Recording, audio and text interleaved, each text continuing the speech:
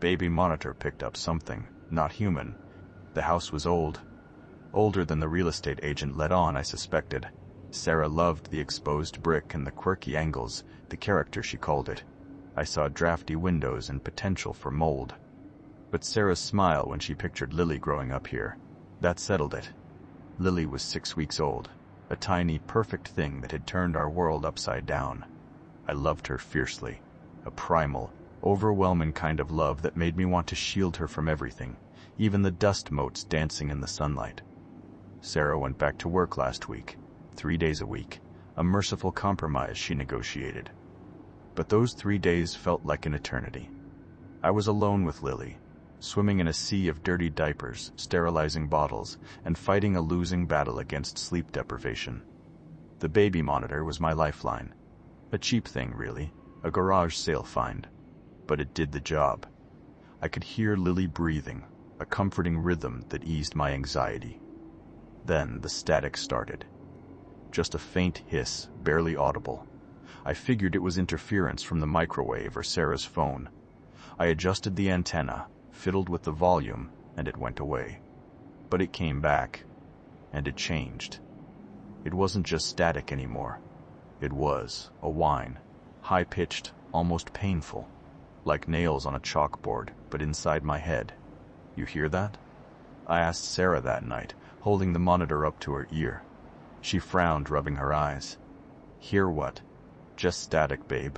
Maybe it's the monitor itself. We should get a new one. I didn't push it. She was exhausted too. We both were. The next day, the whine was joined by something else, a low, guttural rumble. It sounded like an animal growling, but not a dog or a cat, something bigger. Something wrong. I checked the house, every room, every corner. I even went into the attic, a dusty, spiderweb-infested space that sent shivers down my spine. Nothing. I told David about it over beers that evening. He laughed. You're losing it, man. New dad syndrome. Get some sleep. It's not that simple, I insisted. I swear, there's something coming through the monitor. Some kind of interference. Maybe you're picking up a radio station, he suggested, still chuckling. You know, one of those paranormal talk shows. I wanted to believe him. I really did. But then it started mimicking Lily. Just little coos at first, barely discernible from the static. But then, cries. Lily's cries. The same pitch, the same rhythm, but distorted. Twisted. I'd rush into her room, heart pounding, only to find her sleeping peacefully in her crib. The monitor would fall silent as soon as I entered. Sarah started noticing the dark circles under my eyes, the way I jumped at every creak and groan the house made. Mark, you need to rest, she said, her voice laced with concern. You're not yourself. I can't, I said, my voice hoarse. Something's happening. I can feel it. One night I was staring at the monitor, listening to the guttural noises, when I saw it. A shadow, flickering at the edge of the screen, near Lily's crib. I held my breath, my hand reaching for the doorknob. The shadow shifted, elongated. It looked like a figure, tall and gaunt, its limbs unnaturally long. I burst into the room, flipping on the light. Nothing. Lily was asleep, her tiny chest rising and falling gently. I searched the room, tearing through the closet, checking under the bed. Nothing. I felt like I was going crazy. Then Mrs. Davison, our elderly neighbor, started talking to me.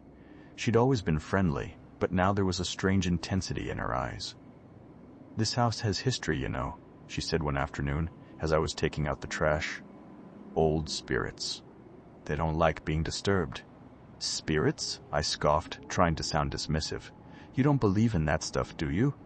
She smiled, a knowing, unsettling smile. Believe what you want, dear. But some things are better left undisturbed. You have to appease them. Appease them? What did that even mean? The noises from the monitor were getting worse. The guttural sounds were louder, more frequent. The mimicking of Lily's cries was almost constant. And now there was whispering. Faint, unintelligible whispers, barely audible beneath the static. I started recording the audio from the monitor, hoping to capture some kind of proof. I spent hours listening to the recordings, trying to isolate the whispers, to decipher them. I found patterns, sequences. It sounded like a language, an ancient guttural language that I couldn't understand. But I knew deep down that it was communicating with Lily. Lily started changing. She became fussy, withdrawn. She wouldn't make eye contact. She cried constantly, a high-pitched, piercing wail that sent shivers down my spine. And then there were the scratches. Tiny red lines that appeared on her arms and legs. Unexplained bruises that blossomed on her skin. Dr. Carter, our pediatrician, dismissed them as baby acne and minor skin irritations. But I knew better. I bought security cameras, installing them in Lily's room, in the hallway, in the living room. I was determined to catch whatever was happening on film. The footage was grainy, black and white, but it was enough. The first night, the camera in Lily's room captured a shadow moving across the ceiling. The second night, it caught a glimpse of a dark figure standing beside Lily's crib, its face obscured by shadow. The third night, the camera showed it clearly. A shadowy figure looming over Lily's crib. Its head was tilted at an unnatural angle. Its mouth was open, emitting a silent scream. And the monitor showed its face. Grotesque, non-human. A twisted mockery of a face with elongated features, sunken eyes, and a mouth filled with rows of needle-sharp teeth. I screamed. Sarah ran into the room, her face pale with fear. She saw it too. The figure on the monitor, the shadow in the corner of the room. What is that?" she whispered, her voice trembling. I didn't know. But I knew that it was after Lily. That's when Lily disappeared. 1 minute she was in her crib, the next, gone, vanished. We searched the house, frantically calling her name. Lily, Lily. Her cries were faint, muffled. They seemed to be coming from inside the walls. I followed the sound to the basement, a dark, damp space filled with cobwebs and forgotten junk. The air was thick with the smell of mildew and something else, something ancient and foul. The noises from the monitor were deafening down here. The guttural sounds, the whispering, the mimicking of Lily's cries. It was all coming from the walls. I ripped off a section of drywall, revealing the bare studs. The cries were louder now, closer. And then I saw it. A swirling mass of shadow coalescing in the corner of the basement. Its form shifted and changed, but I could make out the grotesque features, the elongated limbs, the needle-sharp teeth. It was there, in the flesh, or whatever passed for flesh in its world. "What do you want?" I screamed, my voice cracking with fear. "Leave her alone." The entity turned its head, its eyes fixed on me. Its mouth opened, emitting a sound that wasn't a word, but a vibration. A resonating frequency that shook me to my core. It wanted something. Something in exchange for Lily's safety. I didn't know what it wanted, but I knew that I would do anything to protect my daughter. Sarah arrived then, her face etched with terror.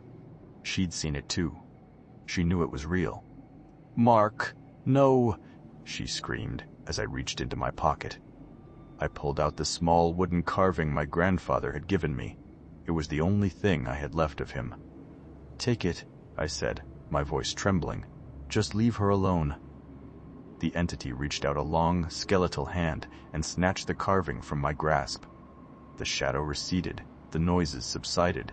Lily reappeared in her crib, unharmed. The police came, of course. Sarah had called them in a panic. They searched the house, found nothing. They dismissed it as a hallucination, brought on by extreme sleep deprivation and a possible gas leak. They told us to get some rest, but we couldn't.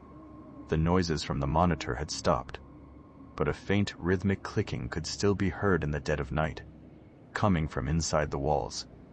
Lily stared blankly at the corner of her room, her eyes wide and unfocused.